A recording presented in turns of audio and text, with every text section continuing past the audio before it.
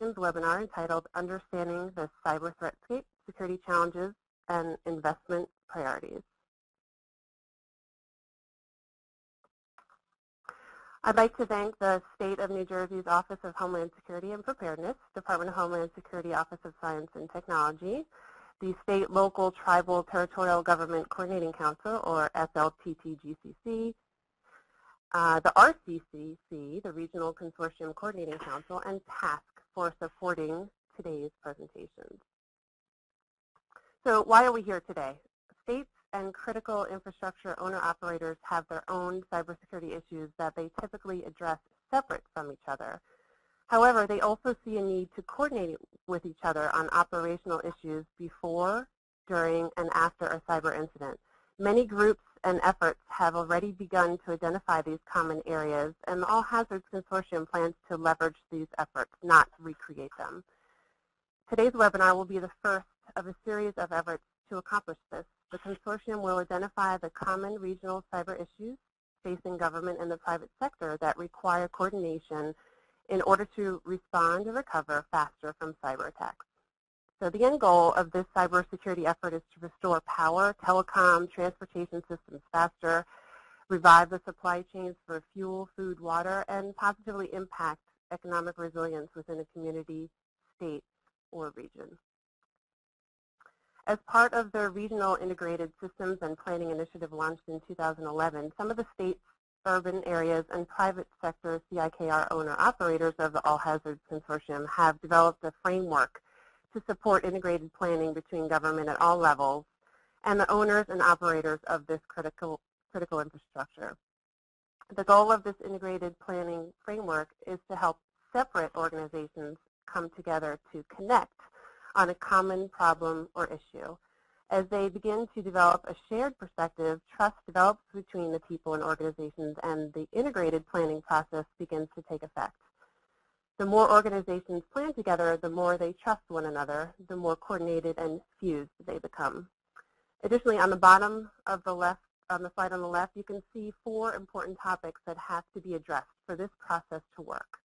First, governance is easy when organizations are separate, but becomes increasingly difficult as organizations begin to integrate. To have a trusted, enabling framework to facilitate and sustain this process on specific topics is a critical function of the All Hazards Consortium. The requirement for interoperability of people, processes, and systems is relatively low between separate organizations. However, as they begin to connect and integrate, the requirement for interoperability increases. This requires simple things like common words and a common understanding of how separate organizations view the same problem. Many times, people simply don't understand that they are talking about the same problem, but from different perspectives. This isn't wrong, it's just different. And from the cost standpoint, generally costs are higher as organizations develop their own approaches and solutions with their own budgets. As we move towards the connected and integrated status, the overall costs typically lower over time. Leveraging one another's investments is a key outcome of integrated planning and trusted relationships. And lastly, the overall impact on the public and communities increases as you move from separate efforts towards integrated efforts. Improved coordination will reduce confusion and increase response times to various disasters. This concept has been proven many times by many public and private organizations. So using this model, the consortium seeks to bring organizations together to focus on a specific issue that is common to all. This approach leverages existing efforts, supports government and private sector, and in the end creates more resilient communities, businesses, and economies. So today, the specific issue we are discussing is cybersecurity. And to kick things off, I have the honor of introducing Ed Dixon, who is the Director of the New Jersey Office of Homeland Security and Preparedness. Director Dixon's responsibilities include oversight for the state's counterterrorism and intelligence sharing efforts, its emergency preparedness and response activities, and the protection of New Jersey's critical infrastructure and sensitive assets. Director Dixon's prior law enforcement career highlights include more than 25 years of service with the FBI, where he held many investigative and executive management assignments. Director Dixon? Thank you, Laura, and good morning to everybody on the call. Let me thank Tom and the All Hazards Consortium for getting this idea and putting it together. And thanks to Laura directly for her support and coordinating today's webinar. So quickly, Tom asked me to comment on 2 points. Number one, New Jersey's approach here to cyber security, cyber readiness, and to identify a couple of initiatives that we have ongoing in the state. So with respect to that, number one, our approach here in New Jersey to cybersecurity and readiness, particularly with respect to our critical infrastructure, has been focused on 3 things: collaboration, information sharing, and working partnerships. So we've been able to leverage our partnerships through our sector working groups within our Infrastructure Advisory Committee to further our cyber efforts. As of today, we have a shared cyber readiness responsibility with the New Jersey State Office of Information Technology, and that's under the leadership of its director, Steve Emanuel, and John Eschner. So while OIT is responsible for the state's readiness to prevent and detect cyber attacks, particularly with respect to the Garden State Network, OHP, my office, focuses on information sharing with our federal, state, and private sector partners, as well as pursuing training and exercising opportunities. So we work jointly with OIT on a couple of initiatives. Number one, we've established a cyber presence in our State Fusion Center here in New Jersey, known as the ROC. This creates a cyber fusion capability that includes monitoring of our state networks, analysis of cyber information and intelligence, and response capabilities. In partnership, again, with OIT, we're working with the Department of Homeland Security's Cybersecurity and Communications section on a regional initiative to share cyber best practices. So speaking regionally, our Homeland Security advisors in Delaware, Pennsylvania, Maryland, and here in Jersey, we've been meeting regionally on a quarterly basis for the past year. And we have brought in our CIOs to do exactly that, share best practices, identify common challenges on a regional basis. We partnered with our Bureau of Public Utilities and the FBI, and we've established suspicious activity reporting protocols for our state utility entities. That does have some challenges that we're still working through, but we do have those standing protocols and guidelines for utilities to report suspicious activity, again, with respect to cyber. We also plan to conduct cyber security exercises by the end of the year. We've authorized Homeland Security funding to be allocated to the New Jersey State Police's Cybersecurity Unit and the 21 county prosecutors here in the state to enhance cybersecurity investigations. With respect to our public messaging at our annual conferences, both last year in 2012 and this year in 2013, cyber will be a prominent theme at both of our conferences as we seek to send this message out both to our public and private sector audiences. And finally, like most states and most entities, we monitor the information and intel that's pushed out by MS-ISAC, by DHS, and by the FBI.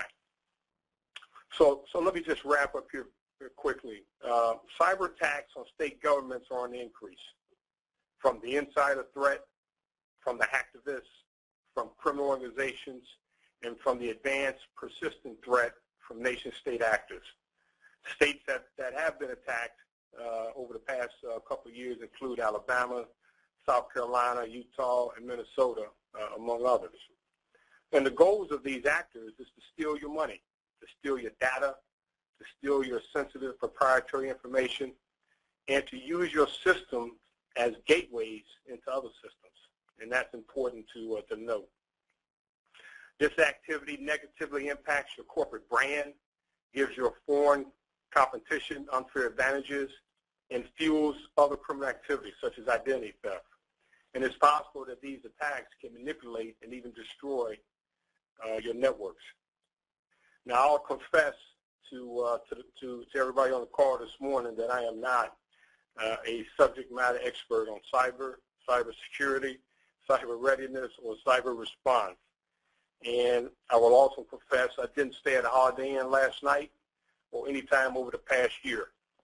But I do understand this threat and the risk posed by cyber attacks and the impact that this threat will have on state networks and the private sector.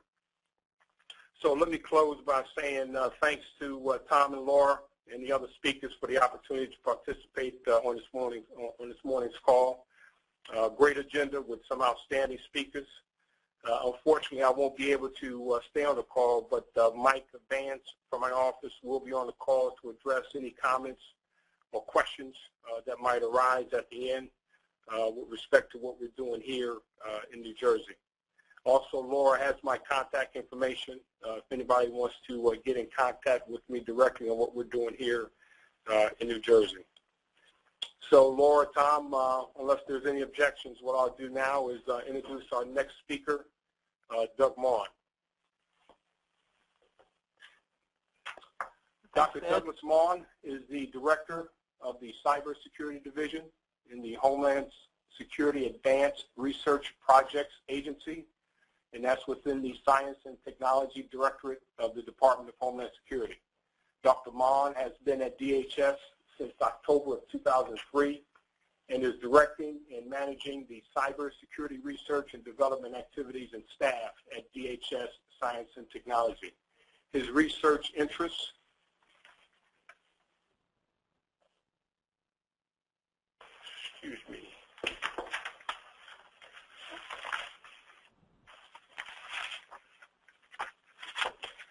Well, excuse me, Doug. I've lost the second page of your intro. No problem, Ed. Okay. And let me send it over to Doug. Thanks so much. Okay. So what I'd like to do is present a overview of what we're doing in the department and how it has relevance, I believe, to both the All Hazards Consortium and those on the phone. If I were to characterize where Ed and I are on the same page, I would use the word partnerships. What you'll see is a significant number of partnerships that we have developed over the years that I've been here at the department for R&D and operational purposes, and I'll present those today. Next slide.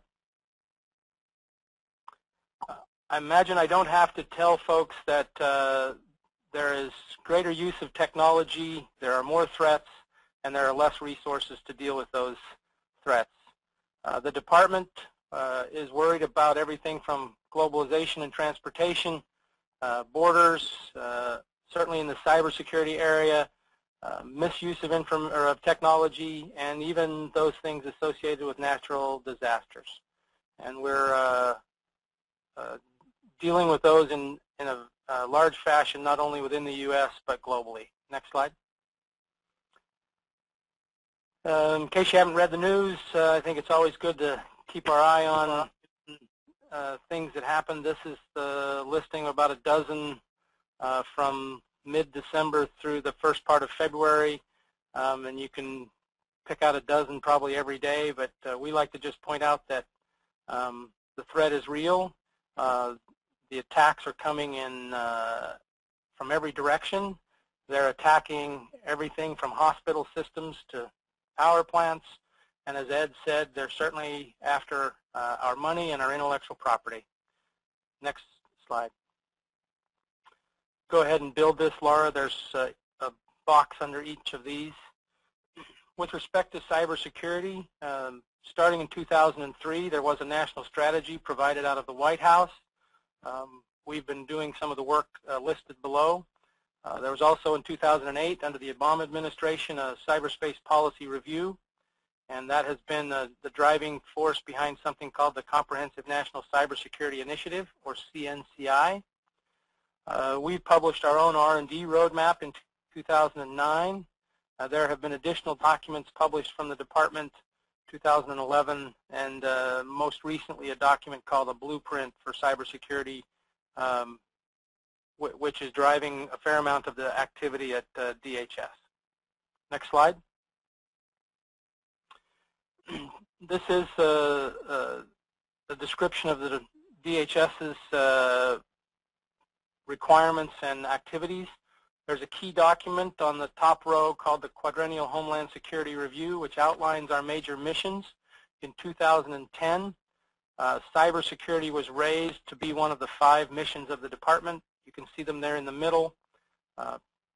Terrorism and security, managing our borders, immigration, safeguarding and securing cyberspace, and being resilient to disasters. So a lot of our resources within the department are focused across those 5 missions. Next slide.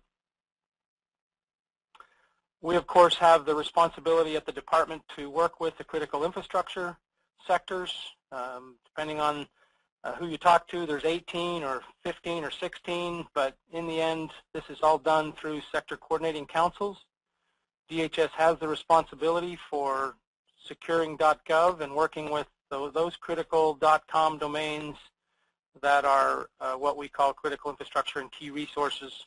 We run an operational center called the NKIC, and this is connected into our U.S. CERT, which some of you may have had interactions with in the past. Next slide.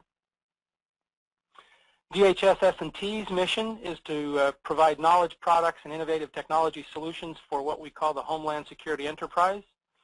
That Homeland Security Enterprise includes federal, state, local, private sector, and international, so a very large stakeholder community that we work with.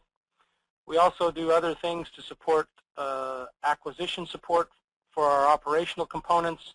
We work with them on trying to help them in their processes and help them gain efficiencies, and we're at the cutting edge to try to understand the future risks and opportunities for the department. Our current focus areas within the directorate are in bio, explosives, cybersecurity, and first responder technology. Next slide. Our model is a little different than most research and development organizations in the federal government.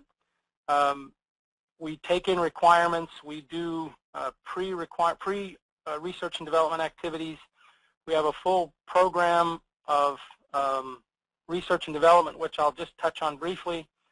But the one thing we do different than any other research organization is the top right circle, where we look at and ensure that the technologies we fund are put into operational environments with experiments and pilots, and then we work to commercialize or open source all of those technologies.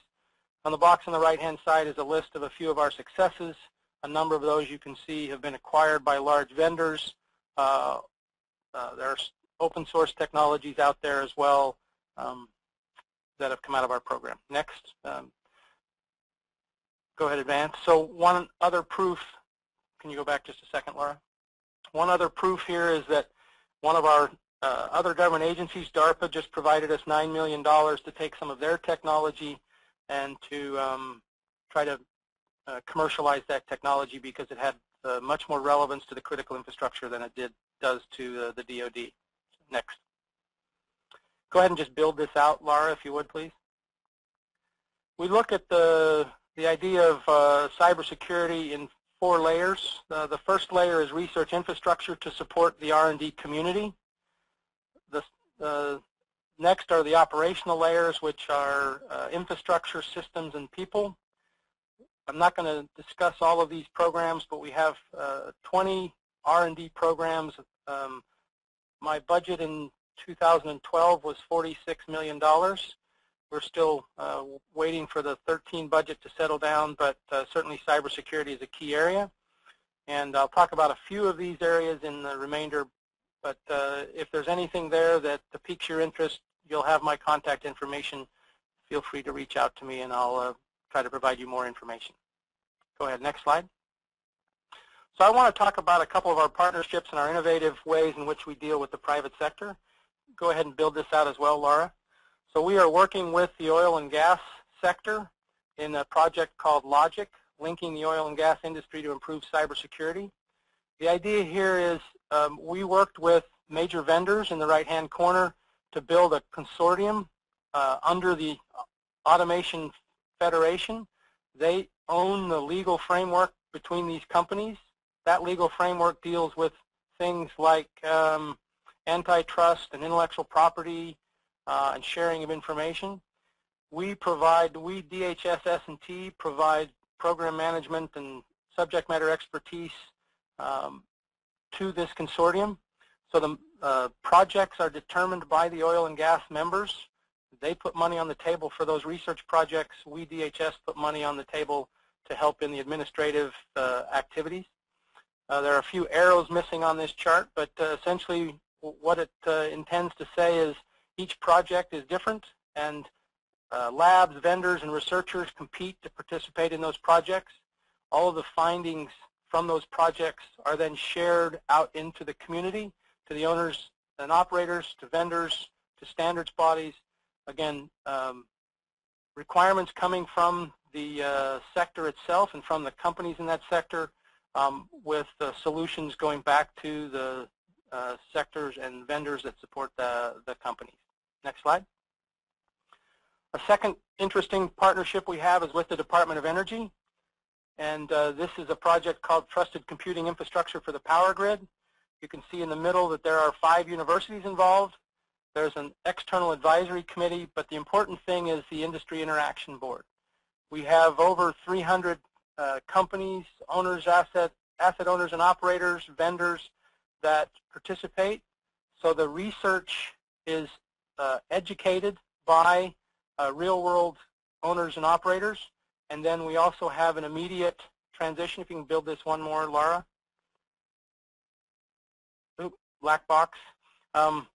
The transition of technologies, tools, then go back to the community through commercial products or open source or even educational products that we've been producing as part of our outreach effort.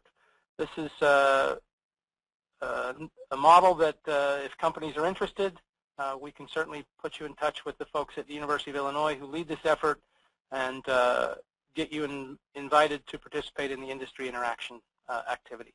Next slide. Another one we have is jointly done with NSF. It's called the Security and Software Engineering Research Center. It is what is called an Industry University Cooperative Research Center out of NSF. You can see the companies that are involved here. Next slide. You can see the universities. So there's 12 universities, including University of Limerick in Ireland. Go to the next slide. And the way this works, again, we're missing some arrows here, but the companies put the industrial RFPs to the universities. The consortium of universities, each university, they compete amongst themselves to put research proposals back to the companies and the government. There's a circle of feedback, but then the government or the companies decide which proposals they want to fund. Those funds are then transferred to the universities, and then the universities, once they're done with the research, those research results are shared back with the companies or the government. Again, another what we believe to be a very innovative model for private sector, government, and academia to work together on, in this area specifically, safety and security of software. Go ahead to the next one. Let me talk a little bit about an activity we have called the PRISM, Public Regional Information Security Event Management. It's a unique funded effort by DHS with the City of Seattle and the Northwest region. The idea here was to take technologies developed by DHS, work with the City of Seattle to deploy those technologies operationally. You can go ahead to the next slide. Gives you the list of all of the participants in the Seattle and surrounding areas, everything from city governments to public utilities to hospitals, transportation, the port. But the idea here is run through the University of Washington and partnered with the City of Seattle. They are sharing cybersecurity events and activities, and they've deployed technology that was funded by DHS S&T and we have continued to fund some of the pilot activities there to help them in their cybersecurity defensive activities. Go ahead, next slide. Let me talk about some other things we do that we think are of use to the community on the phone. The first is in the area of education. We fund the national competition for cyber defense at the collegiate level. It's called the NCCDC. The website is listed there. There are regional tournaments, and then the national tournament will be held in 2 weeks in San Antonio. Last year's winner just happened to be the University of Washington. But just like March Madness, one of these days we're going to have cyber competitions on TV. Anyway, if you're looking for smart people to help you, I encourage you to go to some of these competitions. You'll find some amazingly talented kids in the collegiate level that could be your next employee. We do a fair amount of forensics work with our law enforcement customers, and then we also have a project on identity management. Let me go ahead and go to that slide. Next slide. So in the identity management space, we're worried about 4 levels: federal, state and local, public and private, and citizens. For the most part, we spend all of our energy in the top 3. We're not spending a lot of time specifically in identity management yet at the citizen level. You can see some of the requirements we've seen and received. Go ahead, next slide. We have an identity management test bed where we evaluate technologies. We work on interoperability of those technologies. We also look at the issues associated with data privacy, including standards and anonymization. Next slide. We have a group called the Technology Transition Working Group. Some of you, at least in those that were registered, I saw several names that participate. This is a quarterly meeting in the DC area, again, aimed at working through the interoperability of identity and federation of identity solutions with the state and local participants. As you can see, All Hazards Consortium is one of the participants in our TTWG activities. Next slide. Go ahead. We have also published a report about credentials and credentialing interoperability. It's a couple years old now, but looks at a number of case studies. Essentially, it comes back with what you would expect, that plenty of stovepipes when it comes to credentials, a lack of trust and interoperability. We all have too many credentials, and this is an area where we're working to make improvements. Next. We're also doing some work with fusion centers and trying to take technologies into some of the fusion centers, including interoperability pilots for physical access control, policy compliance, and something called GFIPM, the Global Federated Identity and Privilege Management activity. Next slide. Another area that's extremely important to us is the education area. I'm sure I don't have to tell folks that we do have a problem nationally getting enough people with expertise in this area. We're continuing to work in government, private sector, and academic partnerships, but this is an area we see growing. Next slide. DHS itself just finished a cyber skills task force. You can see the list of people participating, but it was really aimed at a couple of questions. One was to determine how DHS could foster a national security workforce for the future, and what we need to do to recruit and retain those individuals that have that expertise. That report is available off of the DHS website if you'd like to take a look at that. Next slide. This is a list of 10 skills that were identified by the task force where we needed significant improvements, everything from penetration testers to incident responders to forensics analysts, secure software development, etc. So again, the goal here is to push this forward over the next several years, not only within DHS, but more broadly. Next slide. We have a mechanism by which we fund research and development. This is the listing of 14 topics for the solicitation that just closed out, everything from software assurance to insider threat to cyber economics, looking at the economics of cybersecurity and why people don't invest and why it's what the economic argument is for the criminals. But we've just we had 1,000 white papers, 220 proposals. We just funded 34 new efforts.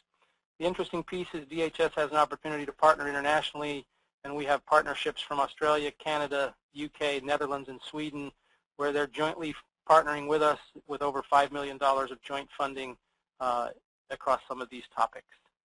Next slide. You can see here the listing of companies and universities that were awarded contracts.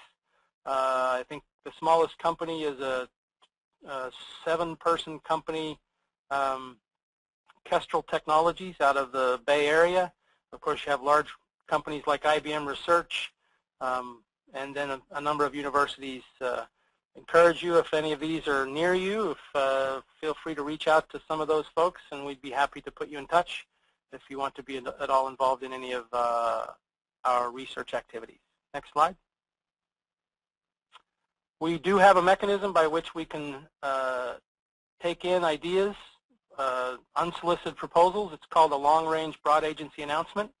The website is listed here on the next to the bottom bullet, or you can go through what's called FedBizOps.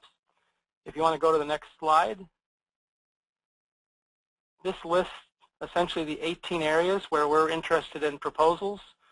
Some of these you've already talked about, things like identity management and forensics, software assurance competitions, but I did want to put this here for those folks who might be interested in submitting white papers. The process is lined out there on the website, and you're free to do so. Go ahead, next slide. We've published our annual report.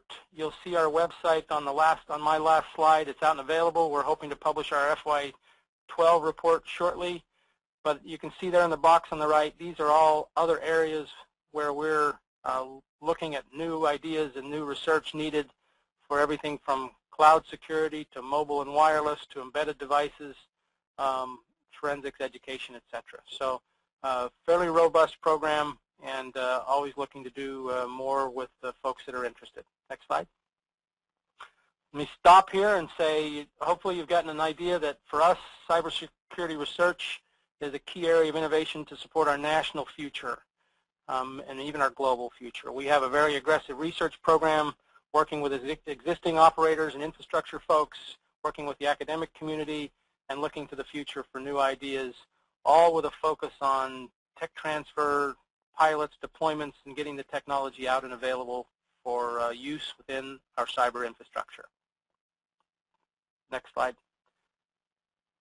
That's my contact information, again, our website, and thank you very much. Thanks, Doug.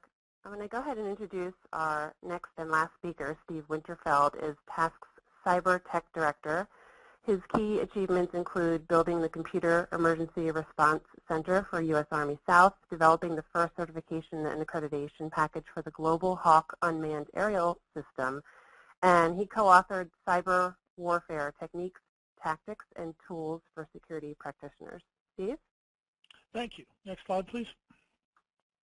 So I'm going to provide you a couple tools that we developed here in TASC to kind of give an understanding to people who don't have a strong background in IT or in cyber. And the challenge we have is, you know, you'll see lately the Mandiant report on advanced persistent threat came out. Ed did a great job of summarizing threat activities. Doug did a great job of summarizing a lot of the challenges they're facing. And we developed two tools. The first tool we're going to go through is the Cyber Threatscape map. And I'm going to talk you through kind of how the threat is operating and put everything in context so you get through that. And the second tool we'll do is a Venn diagram built around the challenges. So as you're looking at where to put your resources, you can kind of understand, well, if I invest in training, then I'm not going to invest in the next generation of cloud intrusion prevention. And that may be the right decision, but putting that Venn diagram together kind of lets you understand where you're allocating money and where you're putting risk. So you can see the first map. Some of you are probably thinking it looks like the map of Mordor. Some of you are thinking it looks like the map of Ponderosa. that kind of puts you in a category for me. And so as we look at that, hopefully you can read it, and if not, when you download it later, it certainly will be visible. But in the top left, what we've done is we've kind of said, how does a threat make their attack? And this is the advanced persistent threat, this is the hacktivist, this is the criminal, are all using similar methodologies. Level of sophistication, level of resources is radically different, but basically, much like we would do a kinetic or a traditional physical attack, we start off with some kind of reconnaissance. This typically involves scanning your network.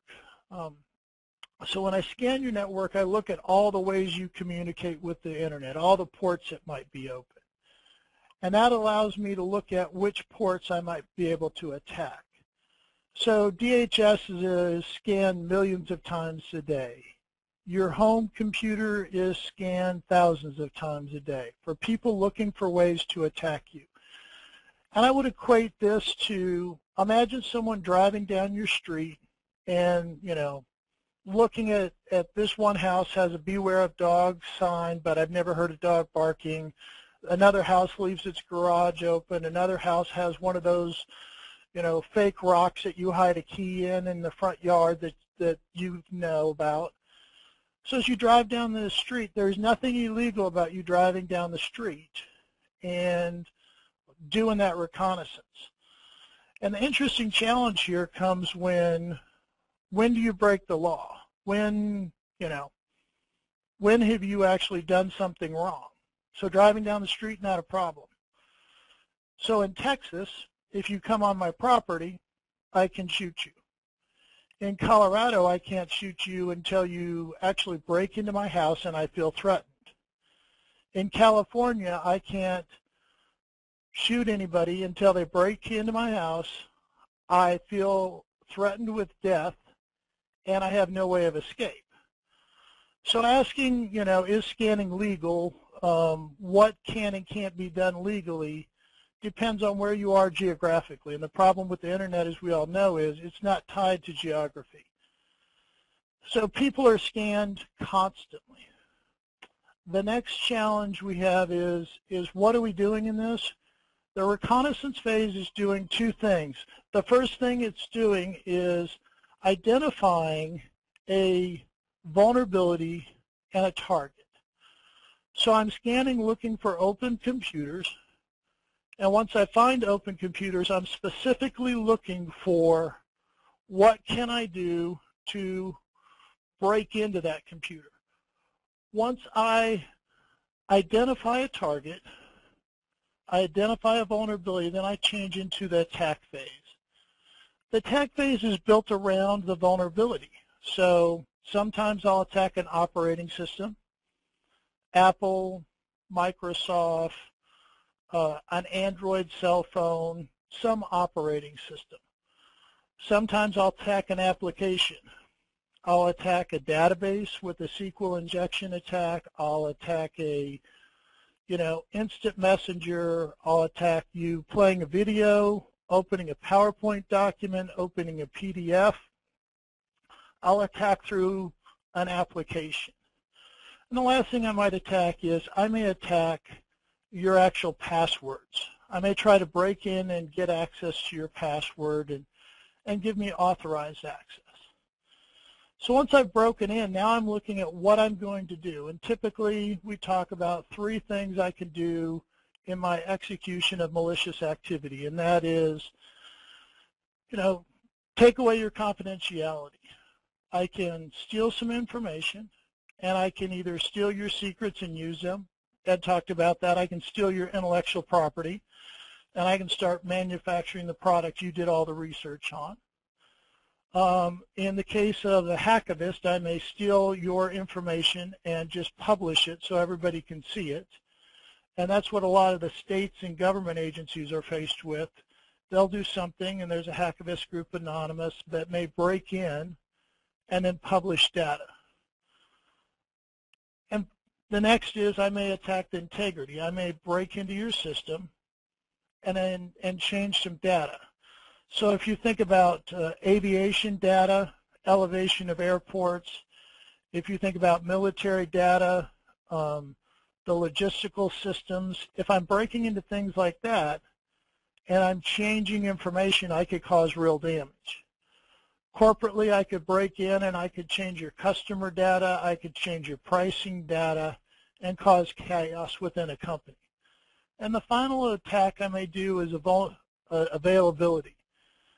I may break in and take away the systems themselves. I may do a denial of service by crashing all your servers.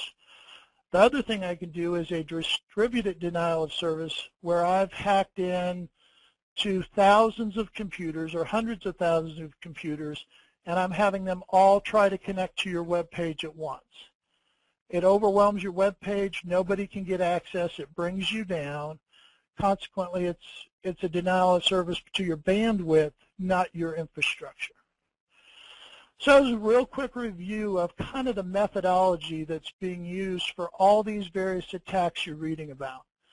One threat vector we've pulled out separately is called social engineering. A lot of what I talked about is a technical attack. But there are people that are combining social engineering. They may call up and say, hi, I'm Steve from the IT department. You've been selected for a test. Your bandwidth to the internet is slower than a lot of people. We want to do some reconfigurations on your system. We think we can double your internet speed. I simply need you to give me your name and password, username and password, log off for a half hour so I can reconfigure and see if I can get you better access. Unfortunately, there are a lot of users that will provide that information, log off, and assume they're going to get better internet connectivity. They may send you, through social media. They may connect with you, use social media to break into your home system, infect your home system, and then when you bring home work, they'll infect that thumb drive, and when you take that thumb drive back into your company, you've infected the company. So social engineering is another aspect. Below that, you see a host of tools and techniques. We won't get into those specifically. You're welcome to Google some of those. And those are just techniques used to execute the methodology we talked through. The next column talks about the attackers. We have nation-state sponsored advanced persistent threat. Commonly, we think of China. We have organized crime. Commonly, we think of Eastern Europe here, the Russian business network. We have insider threats, different motivations. They may be financially motivated. They may be disgruntled. We have hacktivists. Hacktivists traditionally were interested in doing damage. They're starting to do damage by behaving more like insider threats, breaking in and then publishing information. A good example of that would be what Anonymous did to H.B. Gary Federal and Aaron Barr, a story where did tremendous damage to the company by just breaking in and publishing all of their emails. And finally, kind of those script kiddies, the people that don't have a lot of skills are going out and grabbing commonly available tools and simply seeing what they can do. And that's what's causing those millions of scans a day against DHS. And so, one of Doug's challenges is, of the million people scanning him and trying to break in, what 10% of those are the advanced persistent threat or organized crime that he really should be concerned about, and what is script kiddies? The next column kind of focuses on what are we doing to defend ourselves. And traditionally we do defense in depth. This is becoming more complex because defense in depth is built around a network, and my data doesn't reside in a network. My data resides on my cell phone, on my computer, on my iPad, so many different places that the information is that the defense in depth is becoming more complex and harder to implement. The second is some kind of a continuous monitoring capability, a security operations center. And I would focus in this one on kind of those vulnerability assessment and pen tests, forensics. These are all capabilities that a mature organization should have to do incident response. Sooner or later, if a threat is focused on your company, they're going to get in. There's just, networks are too complex to be absolutely secure. So a focused effort, someone's going to get in. The key is detecting them quickly after they've gotten in and cleaning your systems to keep them out. Configuration management is listed under security because patch management and policy management is key. A well-maintained system is largely a secure system. We talk about identity management, and you heard Doug talk about that a few times. You know, national identity management. It is complex, it's hard.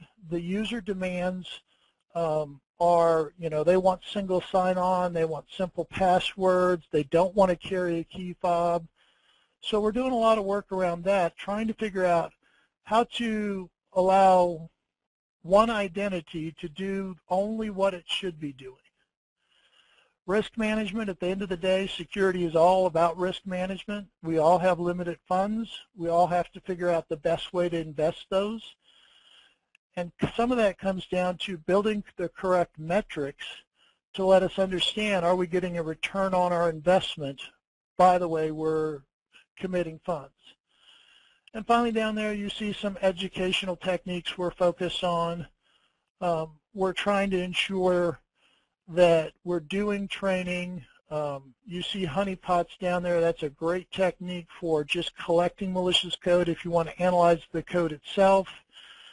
You see Knoppix down there, which is a good way to do self-training if you're interested in there. Go download a tool like Backtrack and on a system you own. And I would highlight that the difference between a security professional tool and a hacker tool is written authorization. So please don't, you know, do anything with any of these tools that you're not absolutely authorized to do. And then finally, the far right is what is the threat going after? And so they're going after our information, their privacy information, they're going after national security information, they're going after financial information, and in some cases they're going after the infrastructure itself. If I want to build a botnet army of 100,000 computers to do a distributed denial of service, then I just need a lot of infrastructure. So next slide, please. So this is the Venn diagram I was talking about. And what we have here is a matrix that shows all of the different challenges we face. Now, as a state or as a commercial organization, you probably don't have rules of engagement. You know, this was built from more of a national policy point of view. So some of these we would take out if we were talking about, you know, how do I want to allocate resources within a commercial entity? But you may want to look at laws as some of the laws being proposed in Congress may have an impact. The most recent impact we're all waiting to understand the outcome of is the presidential executive order. And there was a series of studies with due dates in that executive order that may or may not affect different organizations in critical infrastructure. And so as we look at this complex diagram, we see that most people, when I lead a workshop on this, on how we want to allocate resources, generally the discussion comes down to, I want to invest in technology or people. You know, the advanced persistent threat tends to use social engineering. You know, people are often the weakest link to your security. So if you can impact people's behavior, that may be the best investment. The problem is an annual security class probably isn't going to change behaviors. So if your budget only allows for, you know, an annual training class, then you may be better off investing in technology to do monitoring. And as we look at technology, you know, depending on where our priorities are, we may want to do data loss prevention, we may do incident response mitigation. We need to understand where we want to invest. Do we want to continue to invest in keeping the threat out? Do we want to invest in detecting the threat once they're in?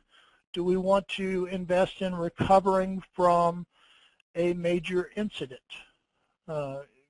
Preparing for that makes recovering from that tremendously cheaper.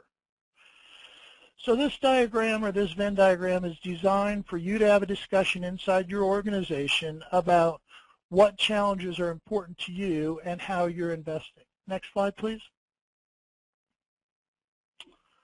So I wanted to talk a little bit about protecting yourself and protecting your organization. And so, for your organization, the first thing you need to look at is where is your data and what control do you have over your data. And as many organizations are migrating towards bring your own devices, or in some cases you'll see an emerging trend towards bring your own network. The thought process here is, okay, I'm using Google Docs. I've letting people use their own personal home computers to work on work. How am I going to encourage correct behavior for security in an infrastructure I don't own? The next is, of course, defense in depth, understanding that the depth is no longer the border of our network, but the edge of our information, wherever our information is. Continue to use the principle of least privilege.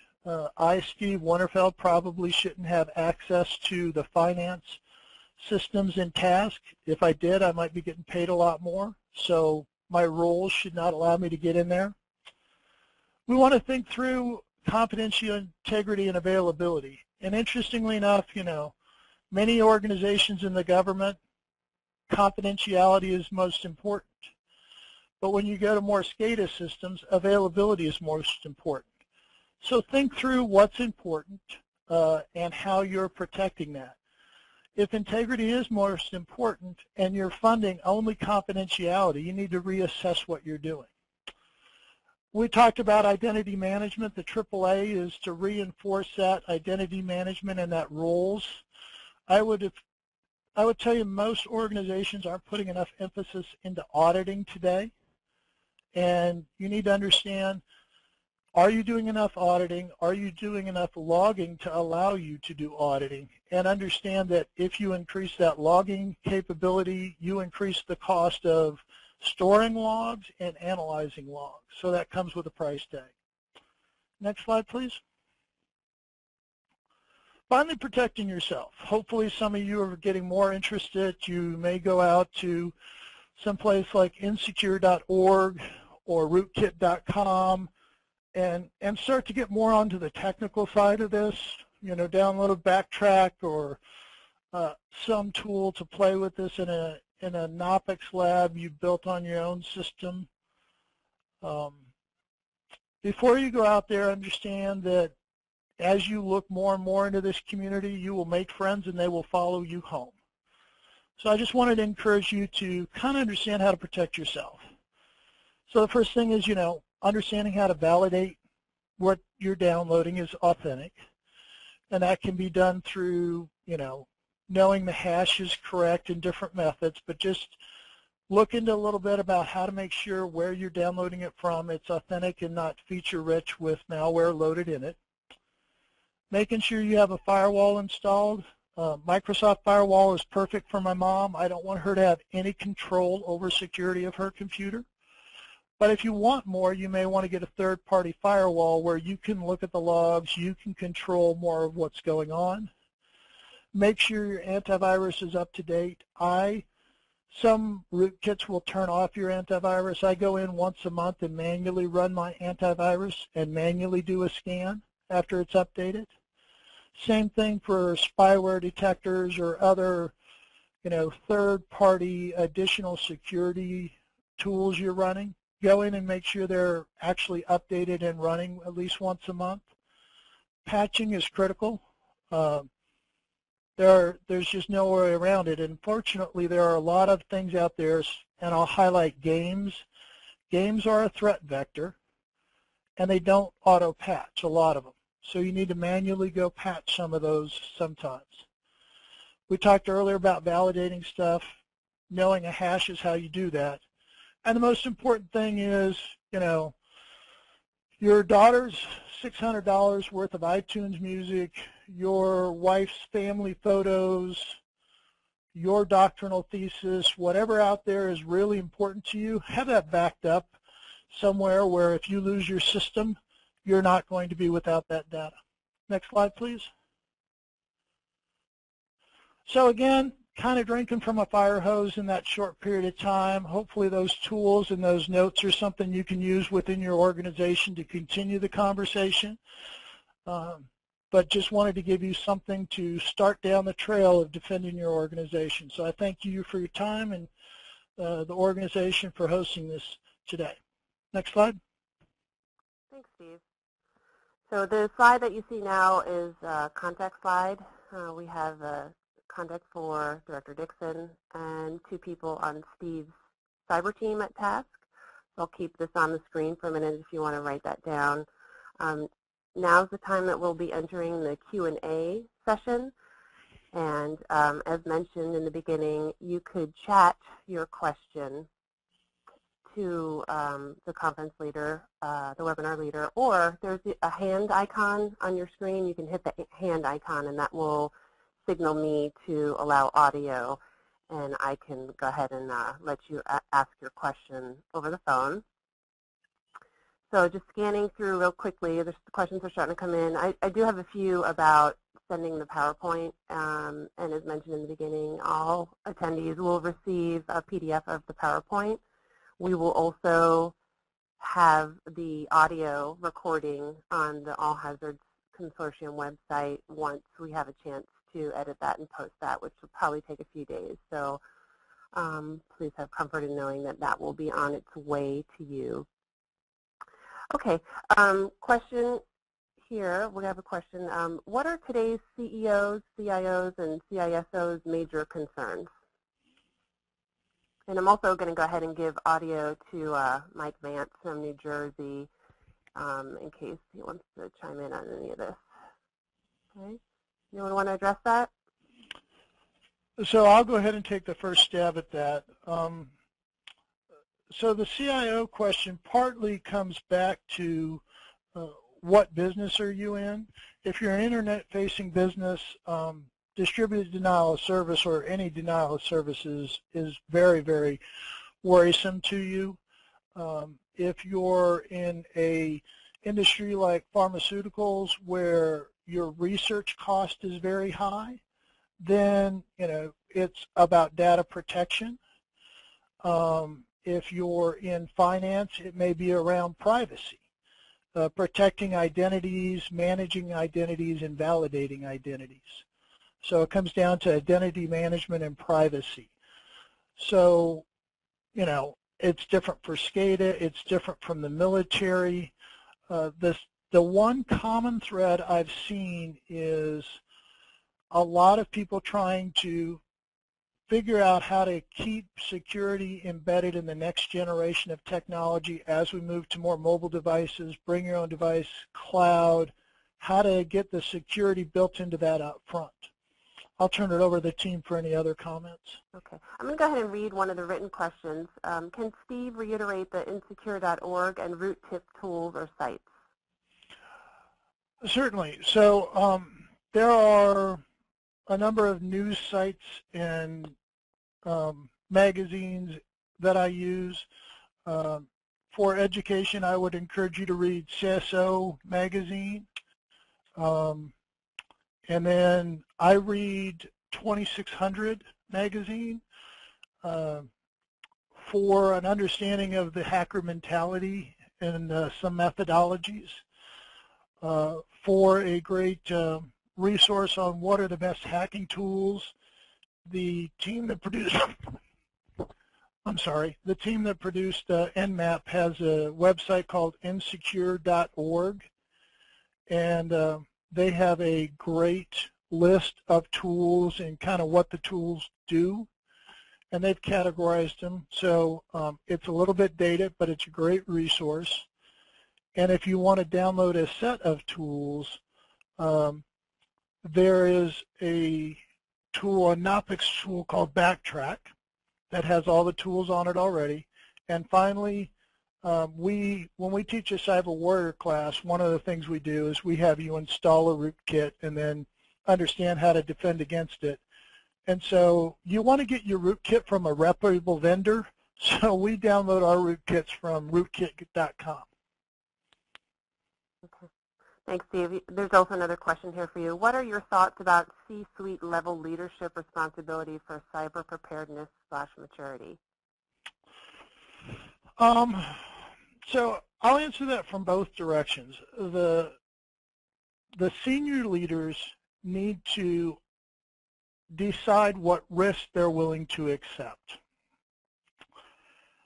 The security professionals need to do a good job of presenting that risk in the terms that the leadership can understand the risk they're accepting.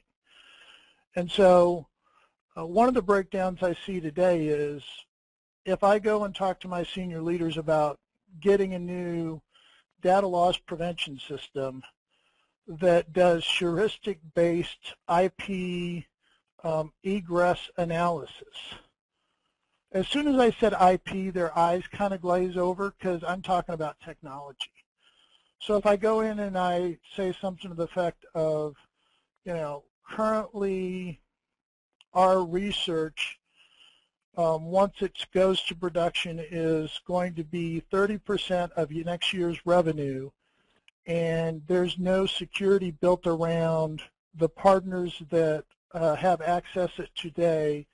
So I need to do egress filtering to prevent the loss of 30% of next year's revenue. I've got a better shot at funding. So the leaders are responsible for deciding where, both on security and in business development and in operational infrastructure upgrades, they're going to accept risk. Security is responsible for presenting that in a way that they can understand it. And I will add to the list of reading material. I actually read CFO magazine, Chief Financial Officer magazine, to help me have that discussion. Okay, thanks, Steve.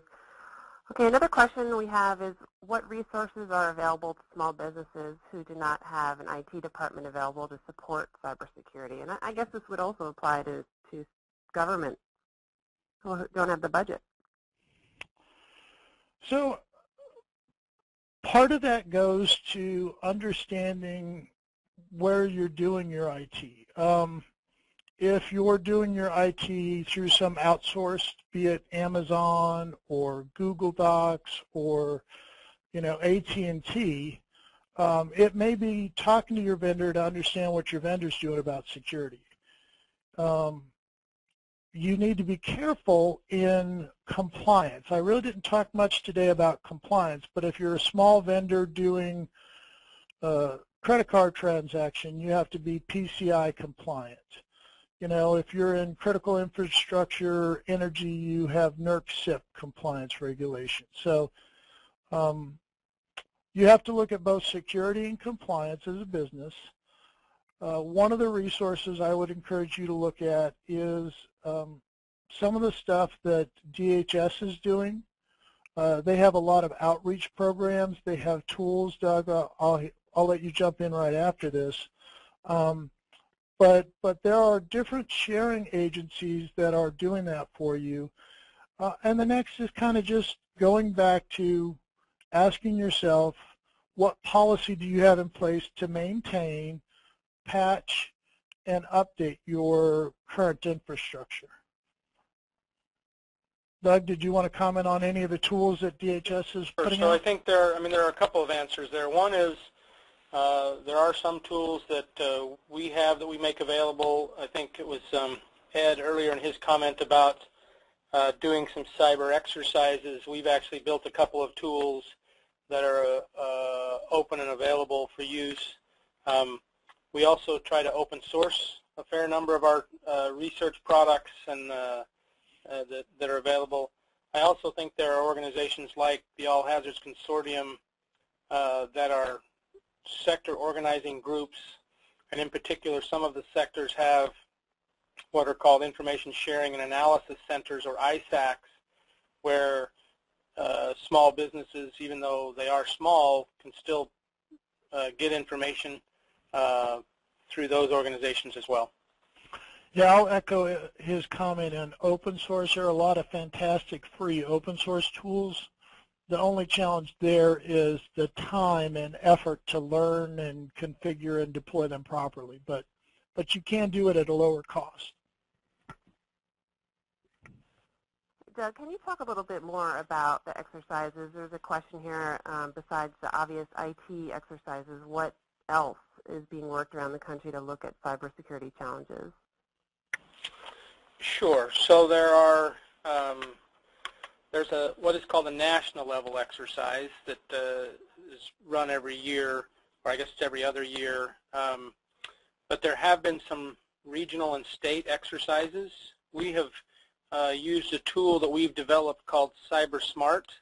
The state of Washington and the state of Massachusetts both have used it in running their own statewide exercise. There are, when you look at exercises, there is everything from a tabletop with 3x5 cards to something that has distributed infrastructure, and IT gets involved in everything else and everything in between. So there is at DHS, there is an exercise program. Also at FEMA runs more of the non-cyber exercises out of the Homeland Security exercise program at FEMA, but there's still a little bit of a separation there on the cybersecurity side. Most of the exercises are still being done within the NPPD organization, but I'm not aware of, there again are companies out do exercise for you. Many of them are former Department of Defense folks who have done exercises for the DoD, but there are also people you can reach out to do that as well. The other exercise that was mentioned is, you know, those cyber competitions. There are a number of both high school, college, and hacker community-based competitions out there as well. A little bit different than the exercises. Okay. Thank you. Last question that we have here is, what is appropriate to spend on cyber? So industry studies right now show most companies are spending between 6 to 12% of the IT budget on security and 10% of the security budget on security training. So obviously there are, you know, financial organizations going higher in the percentage, and there are, you know, if I sold roofing tiles, then I may be below 6%, and the only thing I would protect is the website that I use to sell the tiles. I mean, so there's kind of a range in there, but the low is probably around 6% of the IT budget, high around 12%. Okay, thank you. So let me just say, I think those numbers are a little bit high from the government side. I think the government numbers that are there in those areas are actually lower from what I understand. Thanks, Doug. Okay, great. Well, that ends our Q&A session. This slide that is on your screen now will give you contact information for the All Hazards Consortium. Again, we will put the recording on our website in a few days and email everyone with the PowerPoint. On behalf of the All Hazards Consortium, I'd like to thank Ed Dixon, Steve Witterfeld, and Doug Mon for their presentations today. I really appreciate your time in putting it together. And I want to thank all the listeners for calling in today to hear about this important topic. And this ends today's webinar. Thank you so much for joining. Have a great day.